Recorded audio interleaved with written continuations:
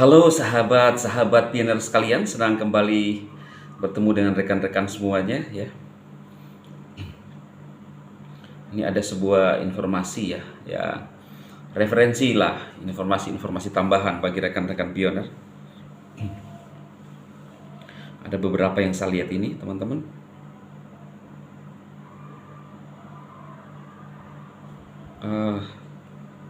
Ini saya rasa nggak perlu ya. Hitungan mundur dimulai hanya satu langkah lagi ya. Tinggal selangkah lagi kita akan membuka PayManet dan kita akan menantikan yang semangat dan kegembiraan yang sama dilihat dari perkembangan saat ini ya. Nah, ini saya pernah membahas juga, ini di posting oleh seorang teman ya. Lalu kemudian ini ya, tim Network News, congratulations to Depi billionaires on beer. Wah, apa ini ya? Kita ke terjemahan ya.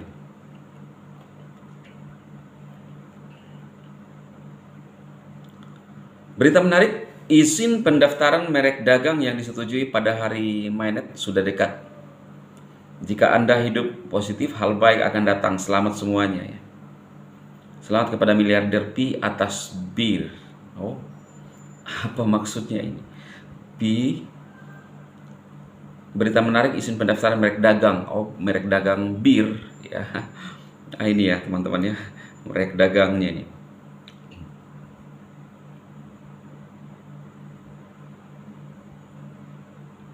Trademark Service Mark. Nah, ini teman-teman ya.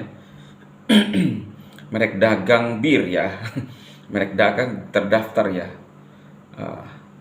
Maksudnya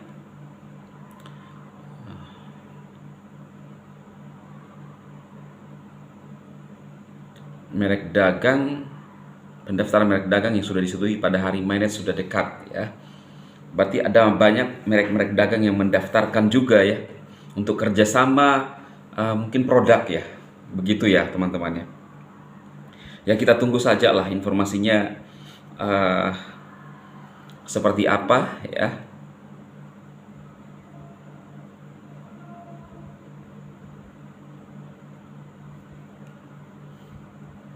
Yang menguji itu adalah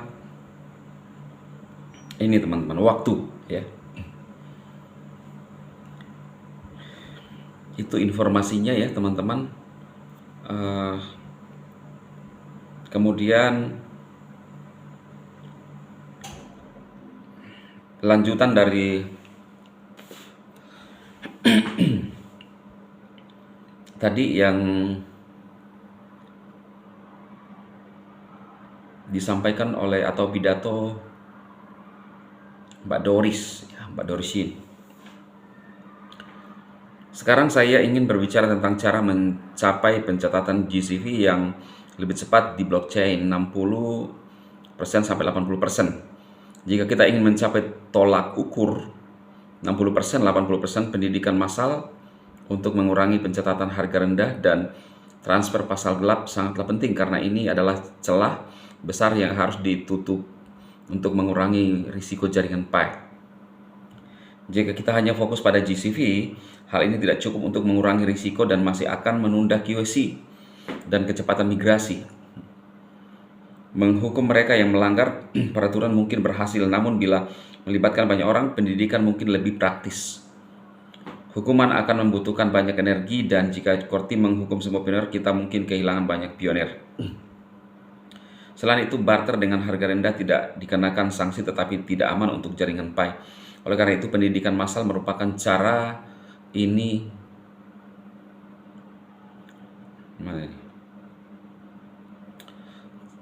Cara ini tanpa merugikan masyarakat ya. Silahkan sampaikan artikel saya ke komunitas Anda dan aturlah untuk belajar. Hal ini membantu mempercepat QC dan migrasi serta mendorong lebih banyak pedagang dan pionir untuk bergabung dengan GCV barter. Pentingnya mendukung berbagai ekosistem GCV offline dan online, di mana seluruh transaksi didukung oleh produk atau layanan nyata. Penerimaan barter GCV yang sangat penting agar pembayaran pengiriman dapat diterima secara luas. Untuk memastikan keberlanjutan pedagang GCV Partisipasi sukarela harus didorong dan pedagang harus menghindari meminjam uang atau menghabiskan inventaris atau arus kas bisnis mereka. Pedagang dapat mengatur persediaan terbatas untuk melindungi diri mereka sendiri, memilih pembayaran PAI penuh untuk barang-barang kecil dengan jumlah terbatas atau pembayaran sebagian untuk produk bernilai tinggi. Tujuannya adalah untuk menarik lebih banyak pedagang dan pioner agar menerima pembayaran PAI GCV 314.159 dengan produk bernilai tinggi yang penting untuk tujuan ini. Disarankan untuk melakukan pembayaran sebagian mata uang fiat untuk produk bernilai tinggi guna mencegah hilangnya pendapatan pajak kepada otoritas pajak negara Anda dan untuk mencegah pioner jahat membuat catatan transaksi harga rendah dengan GCV pasca pembelian dan penjualan kembali produk. Nah, disarankan untuk berkontribusi dengan profesional pajak setempat untuk menentukan apakah pembayaran hybrid, fiat, dan PI diperbolehkan di wilayah Anda. Sebagai anggota komunitas GCV, kita harus berusaha untuk menghargai dan mendukung satu sama lain daripada menggunakan rasa iri, menyerang, dan menfitnah, terutama jika menyangkut platform dan ekosistem GCV yang berbeda baik online maupun offline. Kita harus ingat bahwa kita semuanya mempunyai tujuan yang sama, yaitu mencapai GCV OM secepatnya mungkin. Jadi ketika pemasok GCV lain menarik lebih banyak pioner, kita harusnya gembira dan bersyukur karena menyadari bahwa kerja keras mereka bermanfaat bagi kita semua. Untuk menciptakan ekosistem persaingan yang setara dan harmonis, tujuan kami adalah memilih lebih banyak pedagang dan menyedia layanan di ekosistem jaringan PAI untuk menyediakan produk berkualitas tinggi dan bernilai. Kita harus menghormati satu sama lain dan menciptakan lingkungan yang mendukung, yang mendorong persaingan, sekaligus menyadari bahwa kita tidak dapat mencapai kesuksesan GCV sendirian. Sebaiknya dengan melibatkan para pioner untuk mengubah kebiasaan membeli mereka dari luar ke dalam komunitas, kita dapat membantu ekosistem tumbuh dan berkembang. Nah, itu ya. Penting untuk diketahui bahwa selama transisi ke pembayaran PAI penuh, beberapa mata uang fiat mungkin diperlukan untuk memfasilitasi pembayaran PAI. Hal ini diperlukan untuk menjamin kelangsungan hidup dan kelangsungan operasi bisnis dalam ekosistem.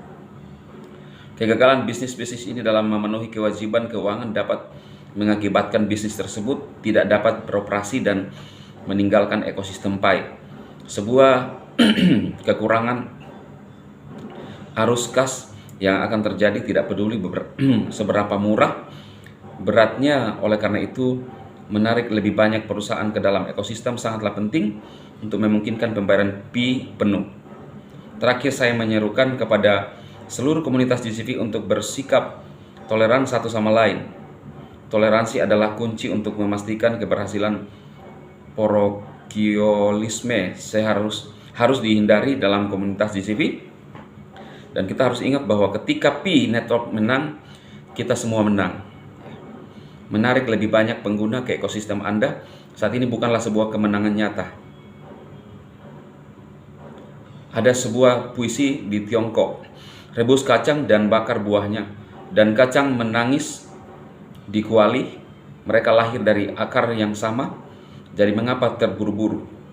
Oleh karena itu, kita memerlukan pendidikan massal dan ekosistem yang lebih sejahtera untuk menerapkan OM dengan cepat. Kita harus bersatu, saling memuji, saling menghormati, dan saling membantu. Penafian pidato saya adalah opini pribadi saya di PAI Network dan hanya untuk referensi komunitas. Saya tidak mewakili Kortim. Nah, itu pidato dan pandangan Dorishin untuk para pioner yang bisa mensukseskan. Ya, penting, memang benar apa yang disampaikan oleh beliau, dan beliau adalah orang yang berpengalaman juga. Tidak mungkin